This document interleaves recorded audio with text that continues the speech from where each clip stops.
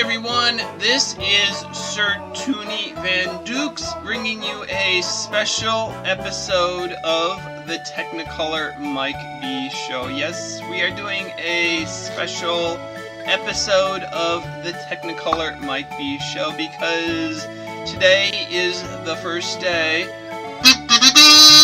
of International Clown Week. Yes, the first day of International Clown Week. So we are changing the format of the show for the next several episodes as we celebrate International Clown Week. But don't worry, I still have episodes where I create fun balloons and tell jokes. Those videos will be posted as Sir Toonie Van Dukes. They'll be on the same channel. They just won't be the live episodes of the Technicolor Mike B Show. So if you want to see me make this balloon and tell jokes about the circus, yeah, I haven't uploaded that video yet, but it will be coming. Yeah, we have another video that will be under Sir Toonie Van Dukes, where he celebrates International Clown Week with balloons and jokes. And so once that video is posted, you'll get the normal content that you see on the Technicolor Mike B Show with the balloons and the jokes and a different face every day. But yeah, we are going to talk about types of clowns and other topics this week of interest to clowns. For those of you who are thinking about becoming a clown, or maybe you are a clown and you just want to further your clown education. So yeah, we are going to talk about different things. So let me just put this cute guy aside. So today this is my more or less traditional Sir Toonie Van Dukes appearance. I got my yellow hair, I'm a white-faced clown, got my red nose, and so this is the Sir Toonie Van Dukes that I think of most often when I'm representing Sir Toonie Van Dukes the clown. But yeah, there's the one thing that I'm wearing long sleeve shirt, I'm fully covered, I have the wig on. That's because to me, a white-faced clown shouldn't have flesh-colored arms exposed. Yeah, so if I was wearing a short-sleeved shirt, you see, well, your arm and face don't match. So yeah, when I do the full white face, I try to cover up my body. So it's like my ears are white. My arms have sleeves covering them. I'm wearing gloves. Yeah, you see my fingertips. But I need the fingertips if I'm going to do balloons. So yeah, when I do the full Sir Toonie Van Dukes, I want to be dressed appropriately for the appearance, and sometimes there's summer events and it's not convenient to go out in the heat in a long sleeve shirt, wearing a wig, wearing pants, all covered up. So yeah, in the summer months I do a goose clown that has more flesh-colored skin, so I can dress a little bit more appropriately for the weather. So I put together a compilation of some of the faces of clowns I've done over the past year. Some are events, some are clowns that were just for YouTube videos. So you can see that one sort of looks like me. The hair is a little different color. But I change up my makeup style based on the mood of the day. And that is the one thing that is a benefit of being your own clown. I create the character. I can control which makeup I wear, how I look, what I'm going to be dressed as any given day. So yeah, that's one of the benefits of being your own character. You can control how you look. Let me just stop the slideshow. I think we've cycled through all the images, and now I can scoot over. But, you know, there are clowns who are like Ronald McDonald or Bozo, that they have a public image, and if Bozo was to change his makeup and hair every single day, you'd be like, that's not Bozo, that's not the guy I'm familiar with. If Ronald McDonald showed up looking totally different every time, you're like, who is that guy? So yeah, there are certain clowns who, when you see them, they will always be dressed the same, their makeup will be the same, their hair will be the same. That is their trademark image. That is what you come to know and expect. I was talking with some of my friends who performed with the circus. With the circus, they have a program, they have posters, they have signage for the show, they have pictures of what the performers look like, and so the circus expects those performers to look like their picture on a regular basis. It's sort of like a baseball player. He shows up to the game in the right uniform, the right team colors, with his name and number on the back of the shirt. They can't change up their appearance. They can't just say, I'm in the mood for wearing a blue shirt today, a red shirt tomorrow. They want to look like their trademark image. So that's one of the benefits of being a individual clown. I never got into the birthday party scene as a clown. More people, if they hired me for the birthday party, know me as Balloons by Mike. Yeah, that is the name I usually go as for doing balloons or face painting. I'm Balloons by Mike. Occasionally they will ask if I can come dressed as a clown because they've got a circus or carnival theme. But their expectations are just that I come as a clown. They don't necessarily have a specific image of what I'm supposed to look like as the clown. If I'm doing an event with my Clown Alley, we usually do the 4th of July parade, we do a fantasy flight event, we do events throughout the year. For those events, I'm representing the Clown Alley. They don't necessarily know which members are coming, so I can show up at the 4th of July parade ready for something patriotic with all red, white, and blue. Maybe I'll have a blue wig. My makeup will be different. My outfit will be different. If it is a Christmas themed parade, maybe I'm wearing more reds and greens and got bells on. So yeah, when I'm doing events with my Clown Alley or myself, I can change up my outfit based on indoors, outdoors, summer, winter. I can do a different makeup that will fit the event theme, the weather, the conditions of the day a little bit better, or even just what my schedule is. When I do the full Sir Toonie Van Duke's white face, it is harder, it takes longer to get cleaned up because the makeup covers the ears, the neck. I'm more covered in makeup, so there's more makeup to remove. It's not like a simple event where I just have this much of the face covered and just have to wash that off if I need to go to the store or do something else afterwards.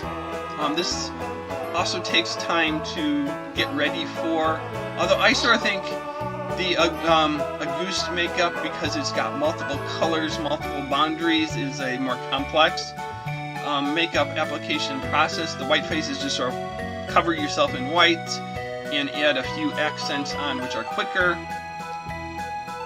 But yeah, so I change my makeup often, and that's because I can.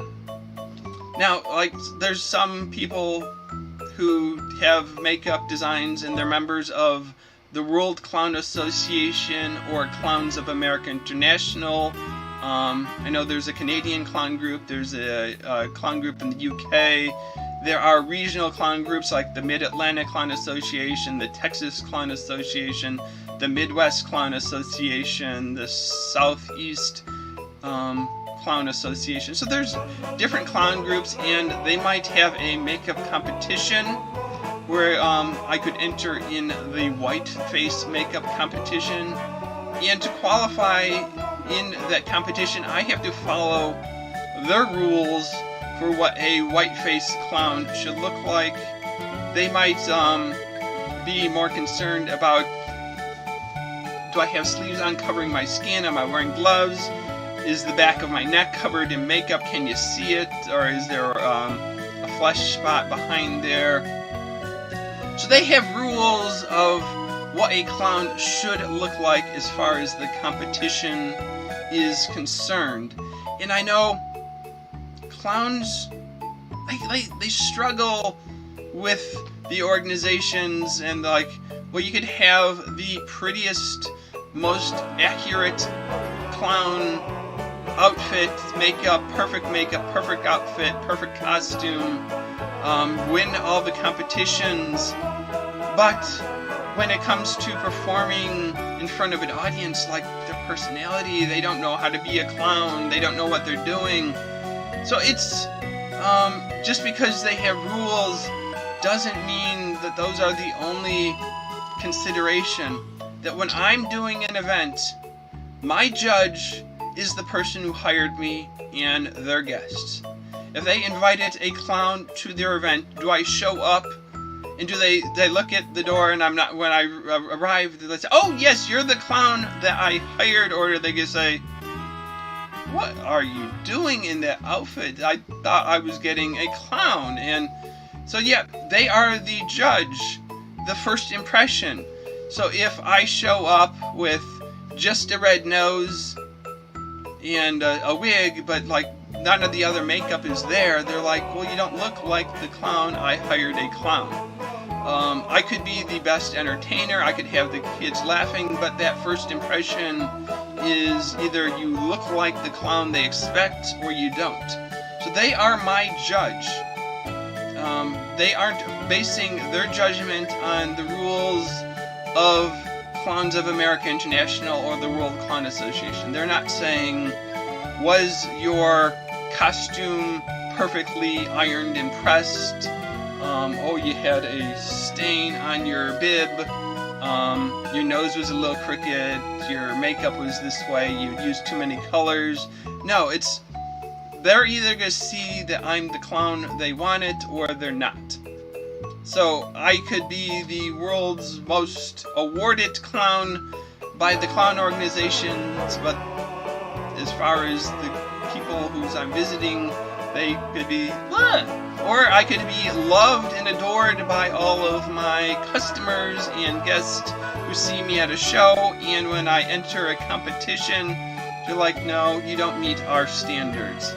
So yeah, there's a disconnect between being a real-world performing entertainer clown and the clown organization's guidelines of what a clown should look like. Yeah, I'll probably do some episodes talking about clown makeup design. When I first became a clown, I grew up in the Chicago area, so I watched Bozo Circus on WGN, and I knew about Ronald McDonald from all of the McDonald's TV commercials. Those were like the two big clowns I was familiar with as a kid. So like when I decided I was going to become a clown, I looked, okay, what is my mental image? Well, they both have a red nose, they both have big red mouths, so that was like the image that I started with of, okay, those are the clowns I know. And then I read some books, I went online, I was a member of the Clown Forum, and I learned about clown makeup, and one of the things they recommend is smaller mouth, just the lower lip. So yeah, I don't have black on the upper, I have those two dots on the top are called pips. Yeah, I don't know where that term comes from, but they don't cover the whole upper lip, they just sort of create the illusion of the smile, and then like the cheeks create the further smile shape. That but yeah, Bozo, with his full mouth covered, he could go, oh, and you'd see the O shape of his mouth. Oh. I get a little bit with the way the cheeks are colored. But yeah, every makeup design has a purpose, and so yeah, a lot of people, when they decide, oh, I'm gonna be a clown for Halloween or just do something, they go back to the image of the clown that they have seen and think, oh, I need the biggest, reddest mouth possible. And one of the things I was into at the very beginning of my clown journey was also face painting. And face painting is about focal points, and face painting is about the front of your face and designs that you could see from the front, because if my mouth goes all the way to my ear, you can't see my mouth if it went that far or my head's this way. So it's like, it's keeping your design to what people can see, and that is the most appealing design. Now that doesn't mean that it's impossible to create a clown makeup that has a bigger mouth, a wider mouth. It's just, if you start small, your design will probably look a little better. A clown, my first clown training professionally was attending Mooseburger Clown Arts Camp in 2008. That camp is usually the last week in July and runs a few days into August. They should be doing clown camp right this weekend probably. I know they're doing their Joyful Journey is their online camp this year, since social distancing. But my first clown experience and training, our first day of doing clown makeup, I had no idea what I was doing. I had played with grease paint once or twice at home, and it came out a mess. But they said, start by using white, black, red, and the Auguste or flesh tone colors. Just keep your palette simple till you learn the basics of makeup design. So yeah, so I've since added, I have the blue eyebrows, and I have the powder, so I have the yellow on eyeshadow, and that's like to tie into the hair. So as I experimented and got better, I added colors, but they recommend it start with the basics, keep it simple. So yeah, so those are just a few thoughts that I've had about clown makeup design, why I am able to do a variety of clown faces, clown makeups, why I have a seasonal, this is more my winter mode with the full, or I know I'm going to be indoors where it's air conditioned. In the summer I'll do something lighter so I can get away with wearing less clothes. The one thing, like clown outfits, this is a fairly baggy shirt, so it's not like constricting of heat, so it's a little bit cooler to wear. There can be some airflow under the costume. The bib this is a clown bib. I bought it at a convention. I think it's a Mooseburger, but I could be mistaken. I've bought from a variety. The shirt I ordered off of Etsy. There's a lady who I've ordered some stuff. She makes stuff mostly for the Renaissance Festival, and she had a jester outfit she had posted a picture of, and I said, I like this shirt fabric. Can you make it for me as a shirt? She had part of like a doublet and the whole Renaissance ensemble. So I have this long sleeve version of this shirt, and I have a short sleeve version of this shirt. They work when I'm a clown. They work when I'm doing just balloons or face painting. So yeah, so I can change my look. I'm not trying to look like my business card every single time. I'm not trying to look like the Ronald McDonald that's pictured on the restaurant walls, or the bozo that you've seen every day, or the circus clowns that are in the programs because you have their cards and you want their autograph and they should look like their picture. So yeah, so depending on what kind of clown you are, where you're performing, who your customers are, you may decide you need a trademark image where you do the same makeup, you wear the same costume, you have your wig styled the same way every day.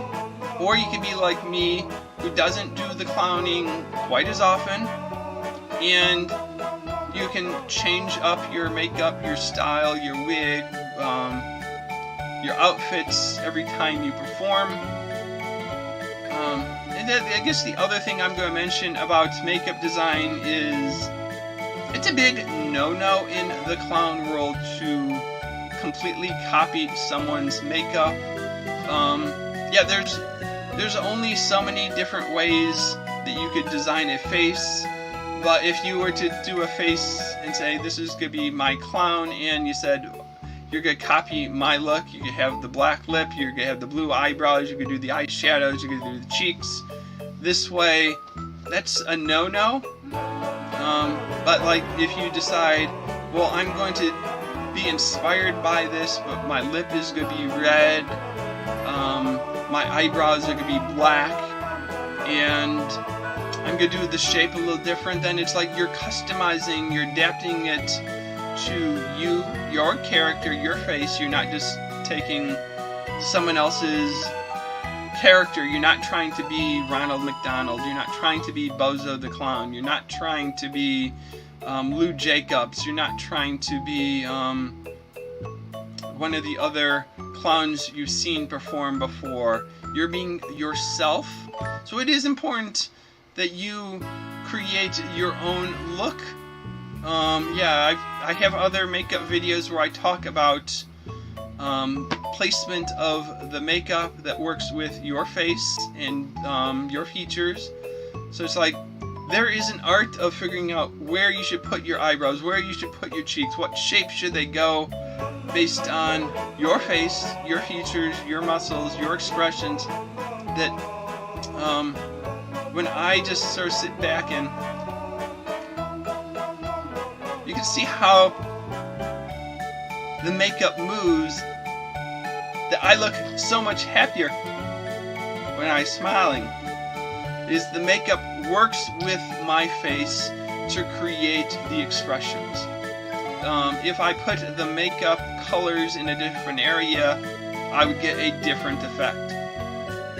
So yeah, so if you're new to being a clown, or you want to try a new makeup, go right ahead and do it. Don't feel compelled to. These are the World Clown Association's guidelines for what a white-faced clown should look like, what colors a white-faced clown should use, what kind of wigs they can wear. But their rules are they have a reason for their rules and their guidelines, but they aren't the hard, fast, absolute, this is how you have to do your clown makeup. So yeah, so I guess we are about done for today. I'm going to try to do some aspect of clown makeup, clown costuming, clown wigs every day, and I might extend International Clown Week through August 15th. It depends how much content I have. Can't guarantee a show every day, but I'm probably going to talk a little bit about costuming. Like I said, I gave a little bit of information about this, but I have other outfits I wear that are off the shelf from Dick's Sporting Goods. I have some items that I bought from a company called Game Bibs that makes outfits for your sports fans in your school team colors. I have a baseball jersey that I bought from a company that makes baseball jerseys. So yeah, so we're going to talk about costumes. We might talk about wig care. We might talk about nose and makeup. I'll probably do a makeup demonstration or two. So that's just a little preview of some of the ideas I have for International Clown Week. So this is Sir Toonie Van Dukes, or as you also know me as Technicolor Mike B, saying so long, farewell, auf Wiedersehen, and goodbye. Oh, and let's bring back our friend, the clown Balloon. If you want to see him, it'll be on my channel. It will be probably Sir Toonie Van Dukes Celebrates International Clown Week. Haven't picked the title, upload the video, but I'll have the jokes and the video of me making it also on my channel. So, Thanks for watching.